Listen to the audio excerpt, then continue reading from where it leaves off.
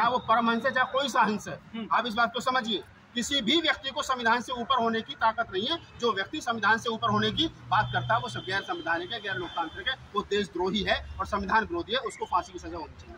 10 लाख संतान बताए जाते हैं बाबा साहब के नाम पर, बहुजनों के नाम पर, लेकिन वो विरोध नहीं कर पा रहे इस पूरे मामले का। अगर आपने एक संगठन बना के रजिस्टर्ड करा के विजिटिंग कार्ड अपनी जेब में रख लिया और उस पर लिख दिया मैं ओमदेव राष्ट्रीय अध्यक्ष फला फला डॉक्टर अम्बेडकर जन संघर्ष मोर्चा गली नंबर 5, और आपको आप ही की गली के 4 आदमी नहीं जानते हो, तो ऐसे बहुत सारे संगठन है, इनका विरोध नहीं करना चाहिए। 14 अप्रैल को तो आते हैं, रोजी रोटी सब पीछे तो चलने दो। नहीं, नागपाल जी आप लोग कहते हैं बीजेपी बाबा साहब की विरोधी है, उन्होंने तो 5-5 स्थल बनवा दिए अपनी सरकार में, जो कोई सरकार नहीं करवा पाई। संविधान भी जलवाया है, उन्होंने बाबा साहब की मूर्ति भी हटवाई है, उन्होंने दलितों की बहन बेटियों के साथ बलात्कार भी करवाया है। उन्हीं के विधायक सांसद ये भी कहते हैं कि हम संविधान बदलेंगे। अगर मेरा दुश्मन जो मुझे हजारों साल से पीटता आया हो, मेरे किसी बच्चों को बुला करके दाल रोटी फुल्का खिला दे या क्या नाम खीर खिला दे, तो मैं भूल जाऊँ। पैसा 5 स्तर उन्होंने बाप के पैसे से थोड़ी बनवा दिए। अगर हम 2 रुपए का पार्ले जी भी खरीदते तो उसमें टैक्स देते हैं, और इस देश के SC ST वेलफेयर का जो टोटल जो इस देश का बजट है उसमें 25%, 22.5% SC ST वेलफेयर का पैसा है। जब से देश आजाद हुआ है और आज तक अगर हम हिसाब लगाए तो हजारों करोड़ रुपए इस देश के दलितों का सरकार की तरफ निकलता है। अगर 2-4 हजार करोड़ रुपए खर्च कर दिया सरकार ने, तो अपने बाप का खर्च दिया।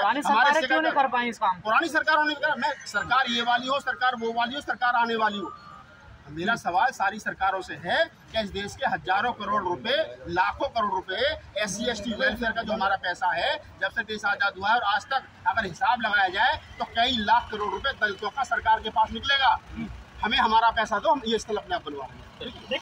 बीजेपी के आधा दर्जन से ज्यादा मंत्री और विधायक और सांसद कहते हैं कि हम संविधान बदलेंगे। प्रधानमंत्री की वित्त सलाहकार समिति के चेयरमैन क्या नाम है देवराय जी, वो कहते हैं हम संविधान बदलेंगे, और जब डंडा पड़ता है पीछे से, जब सरकार गिरते गिरते बसती है तो प्रधानमंत्री सदन में आकर के संविधान को माथे से लगाते हैं। यही लोग बाबा साहब डॉक्टर अम्बेडकर की मूर्ति हटाते हैं और यही लोग बाबा साहब को जाकर के पुष्प चढ़ाते हैं। तो इनके दिल में क्या है और बाहर क्या है वो दिख रहा है। ऐसा नहीं है कि प्रधानमंत्री जी कोई नया काम कर रहे हैं, प्रधानमंत्री जी वही काम कर रहे हैं जो सदियों से RSS कर रही है, सदियों से तमाम हिंदू संगठन कर रहे हैं, सदियों से और हजारों साल से जो इस देश के धर्म ग्रंथ इस देश के SC ST OBC माइनॉरिटी समाज के साथ कर रहे हैं। तो ये कोई नया नहीं हो रहा है, ये वही हो रहा है जो इस देश के तमाम ग्रंथ, तमाम वेद, तमाम मनुस्मृति, तमाम जो संगठन है और तमाम जो धर्म ग्रंथ है इस देश के SC ST OBC को जहाँ रखना चाहते हैं वही काम। बीबी मौर्य साहब ने बड़ा आंदोलन किया था, लाखों लोगों ने मेहनत करी तब जाके मूर्ति लगी थी। अब लोग निकलकर बाहर क्यों नहीं आ रहे हैं मूर्ति के लिए? देखिए, सवाल मूर्ति वहाँ से हटने का नहीं है। मूर्ति वहाँ से हटा के नई पार्लियामेंट में लगा दी गई है, पीछे लगा दी गई, दाएं लगा दी गई, बाएं लगा दी गई, वहाँ मूर्ति है। ये मोदी जी की तो छोड़ो, भागवत जी की तो छोड़ो, इनके बाप की हिम्मत है कि मूर्ति को पार्लियामेंट के प्रांगण से हटा दें।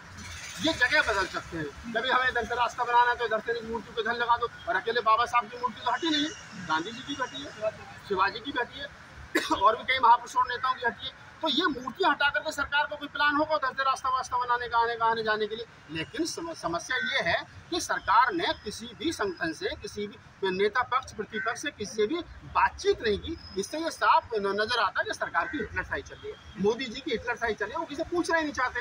मूर्तियों को यहाँ के बजाय पीछे लगाना, दाएं लगाना, बाएं लगाना, नए पार्लियामेंट के प्रांगण में लगाना, ये कोई अतिशयोक्ति नहीं है। लेकिन सवाल वही खड़ा होता है कि जो भी हुआ है वो गलत हुआ है, मोदी जी की तानाशाही है। और ये जो मैं बोल रहा हूँ और आप जो रिकॉर्ड कर रहे हैं, ये तानाशाही के खिलाफ बोला जा रहा है। मेरा उद्देश्य ये नहीं है कि अभी भी आपको तानाशाही लगती है मोदी जी? तानाशाही है, तानाशाही नहीं तो क्या है? उधर चुनाव चल रहा है, उधर रिजल्ट आ रहा है, और उधर बाबा साहब की और गांधी जी की मूर्तियों को हटा दिया गया, तो ये तानाशाही नहीं तो क्या है? किससे पूछ के हटाया? बाबा साहब की सभी की हटी है ना। तो मैं वही तो कह रहा हूँ ना, अकेले बाबा साहब की नहीं हटी है। पहले समाज को ये कह करके गुमराह नहीं किया जाए कि अकेले डॉक्टर अम्बेडकर की हटी है, गांधी जी की भी हटी है, छत्रपति साहू जी की, और भी तमाम कई नेता की, सूर्य साहब की शायद हटी है।